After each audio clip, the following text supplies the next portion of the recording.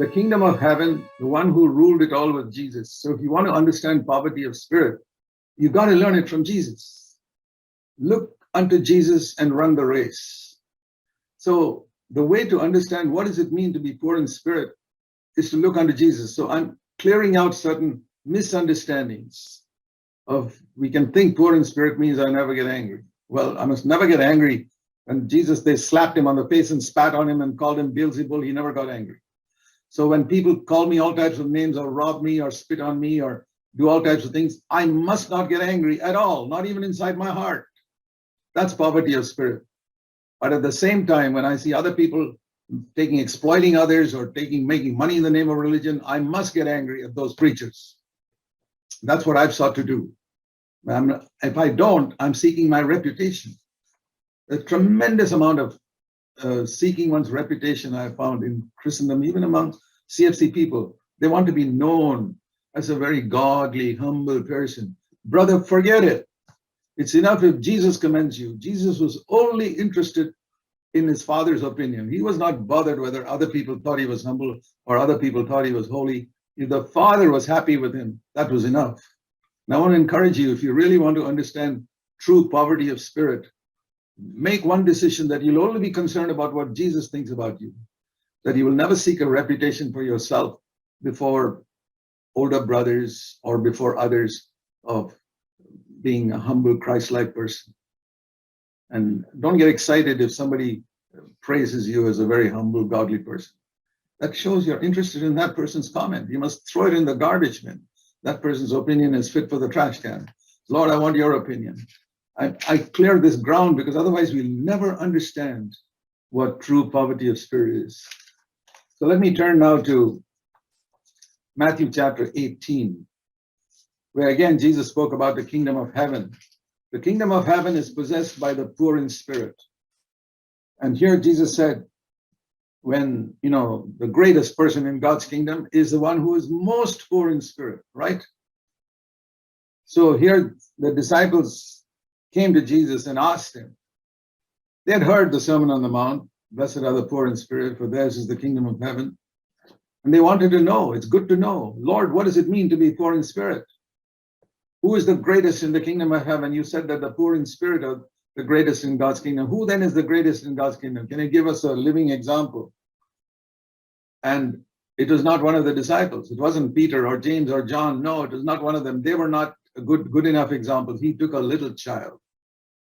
And I wonder if that was a little baby. That would be the ideal. If there's some mother with a baby and Jesus said, give me that baby. Let me show my children let me show my disciples what poverty of spirit is. Here is an example of someone who shows you how to enter the kingdom of heaven. Unless you're converted and become like children, you will not enter the kingdom of heaven. Whoever then humbles himself like this child is the greatest in the kingdom of heaven. So what does it mean to humble yourself like a little child? Jesus spoke about humility. We read also that God gives grace to the humble. And I mentioned that the proof of that is Romans 6:14, that when you're under grace, sin cannot rule over you. Sin cannot rule over a humble man because he gets grace. So these are two very important verses that we must put together.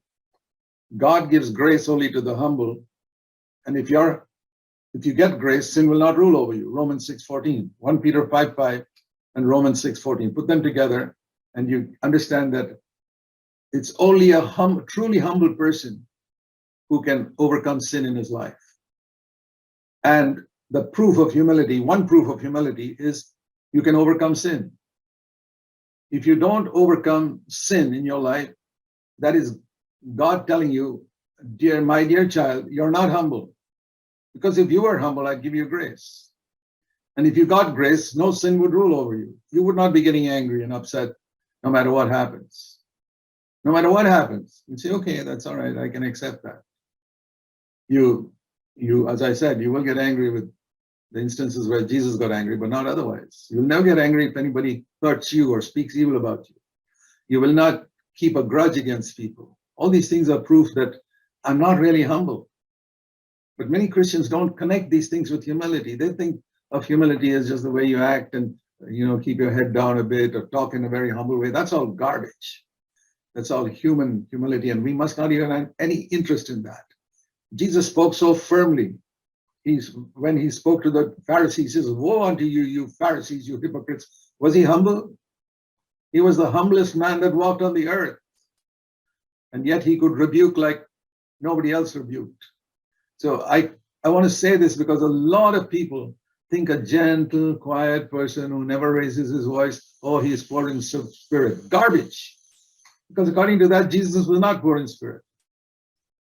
We need to clearly understand what Scripture says. Otherwise, we will not possess the kingdom of heaven. We can miss out in our one earthly life that God has given us. I want everybody in our CFC churches to make full use of that earthly life. That's my passion for my own life.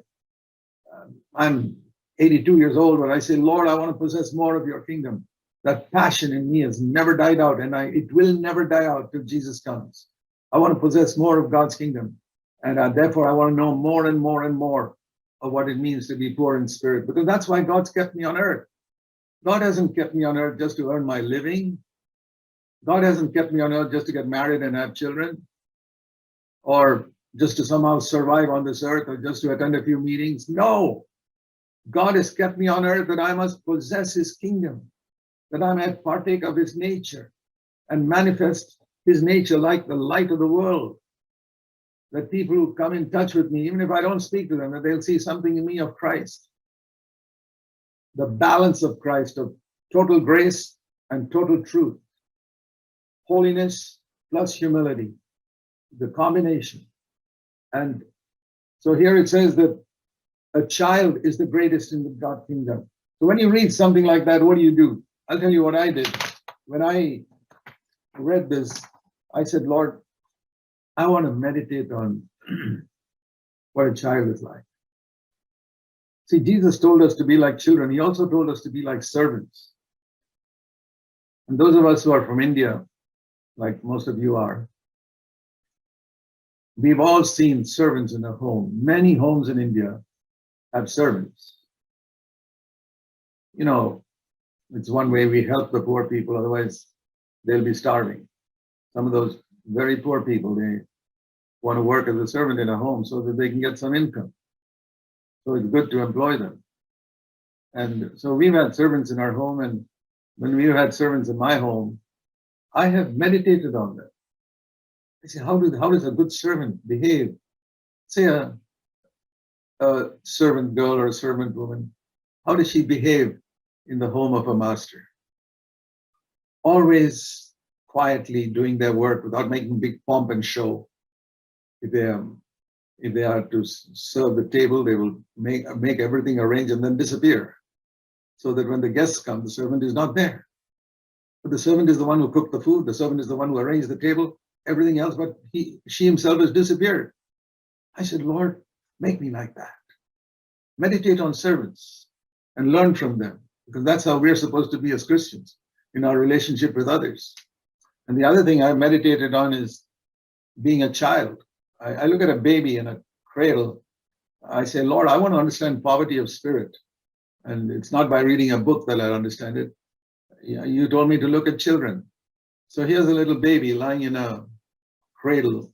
And I meditate on it. What do I see there? So let me tell you a few things that I've noticed in children. Number one, there is no self-defense in a child. If you accuse it, it's not going to defend itself and say, no, I'm not like that. Or hit back at you. Okay. You attack it, it'll just keep quiet. That's a child. Are you like that? Or you have great lust to defend yourself and prove that you're right and prove that you're a spiritual person. Brother, sister, pursue poverty of spirit. The kingdom of heaven will be yours. Learn from a little child who does not defend itself. Leave it to God to defend you. He can do a better job. If you defend yourself, God will not defend you.